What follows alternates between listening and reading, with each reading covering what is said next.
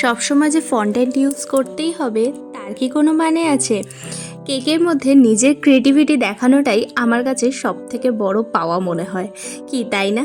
তোমাদের কি মনে হয়? আমাকে কিন্তু অবশ্যই জানিও। আর এখানে যে লেসটা দেখতে পাচ্ছ ওটা কিন্তু একদমই এডিবল লেস, আর পুরোটাই আমি কিন্তু বাড়িতে বানিয়েছি। এছাড়াও এই যে ডিজাইনগুলো আমি করলাম এটা কিন্তু আমাকে কাস্টমার যে ছবিটা পাঠিয়েছিল সেখানে ফন্ডেন্টেড ছিল। এবার কাস্টমারের কাছে কেকের প্রাইসটা একটু হাই হয়ে যাচ্ছিল ফন্ডেন্ট দেওয়ার কারণে, কারণ তোমরা সবাই জানো ফন্ডেন্টের প্রাইসটা কিন্তু খুব হাই হয়। আর এই থালিগুলো ফন্ডেন্ট ছাড়া কিন্তু একদমই ভালো লাগতো না, তাই থালিটা আমি ফন্ডেন্ট দিয়েই করেছি।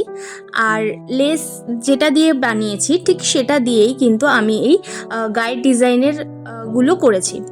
তো সেক্ষেত্রে আমাদের চার্জটাও একটু কমে গেল, আর দেখতেও কিন্তু একদম অ্যাকিউরেট ফন্ডেন্ট যেরকম হয় সেরকমই লাগছে। কস্ট কাটিং করার আইডিয়াটা তোমাদের কাছে কেমন লাগলো অবশ্যই জানিও। আজকের মতো ভিডিও এখানে শেষ করছি, টাটা।